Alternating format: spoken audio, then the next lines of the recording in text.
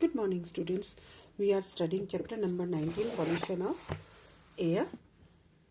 Last time we had discussed method to control air pollution, use of smokeless chullas, use of unleaded petrol in vehicles, avoid burning of crackers because they cause a lot of air as well as noise pollution, use of CNG in automobiles, plant more and more trees, install tall chimneys, use of alternative sources of energy like solar energy, hydro power energy, wind energy, etc. for their domestic use.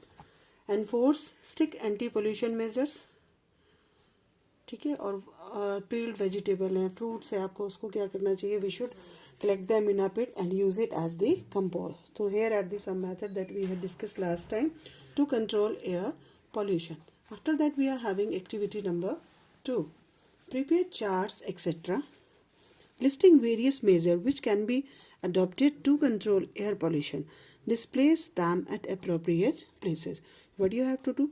You can prepare the charts for us to aware the people and put it on the various places so that people may read them and get aware that how can they control air pollution. Small contribution on our part can make a huge difference in the state of environment. We can plant trees and nurture the ones already present in the neighborhood. Many countries all over the world have reached an agreement to reduce emission of greenhouse gases. This protocol requires countries to take appropriate measures to reduce their greenhouse gas emission. Above all, try to walk short distance, try carpool when you must take cars. So, by our small efforts, we can save our environment. We can plant more and more trees. We can walk for short distance instead of using vehicle. Or important thing is that we can carpool when we are going on a same path. So these are the somewhere that we can control and give our little contribution to control air pollution. After that we will discuss the keyword that we had discussed in this chapter. So we had discussed a lot of terms that are going to use in this chapter. So first we are talking about the acid rain. So what do you mean by the acid rain? Rainwater containing acid like nitric acid and the sulfuric acid formed by the combination of air pollutants like sulfur dioxide and nitrogen dioxide with water. ठीक है. तो rain water क्या consist करता है? Acids होते हैं nitric और sulphuric acid. जब ये कंबाइन करते हैं एयर पॉल्यूटेंट्स के साथ then they form acid rain. फिर हमने पढ़ा इसका air pollution. Contamination of air by unwanted substances having harmful effects on both living as well as non-living things. ठीक है. Contamination of air by unwanted substance. Obviously बात है, they are having harmful effect on living as well as non-living things. Living things हमने अपनी example लिया था. और asthmatic और ब्रोंकाइटिस जैसी दिक्कत हो जाती है. और नॉन लिविंग में हमने मोनूमेंट्स लिया था ताजमहल वाले, जिसमें उसका कलर क्या हो रहा है? फेड हो रहा है और अब येलोइश हो रहा है. Then carboxy haemoglobin, a complex formed when carbon monoxide combined with hemoglobin in blood. ठीक है. कॉम्प्लेक्स बन जाता है जब कार्बन मोनोऑक्साइड हीमोग्लोबिन के साथ कंबाइन करती है ब्लड में. Then global warming, the gradual increase in the average temperature of the earth is said to be your global warming. Then greenhouse effect, very important. Global warming, greenhouse effect. The trapping of radiation by the greenhouse gases causing warming of earth. ठीक है. Since we know that atmosphere is made up of number of gases. तो जब ये आपकी कुछ तो आपकी ultraviolet rays जो है, जो आपकी रेस सॉरी अर्थ ट्रैप कर लेते हैं, और कुछ ये जो आपकी गैसेस प्रेजेंट है लाइक SO2 NO2 ये क्या करते हैं, ये भी ट्रैप करते हैं एंड दे रिफ्लेक्ट बैक। तो इन सब से क्या होता है, टेम्परेचर आपके अर्थ का राइज हो जाता है। So this is called greenhouse effect, means the trapping of radiation by greenhouse gases causing warming of earth. CO2 level बढ़ता है, टेम्परेचर बढ़ता है, and this is said to be your greenhouse effect.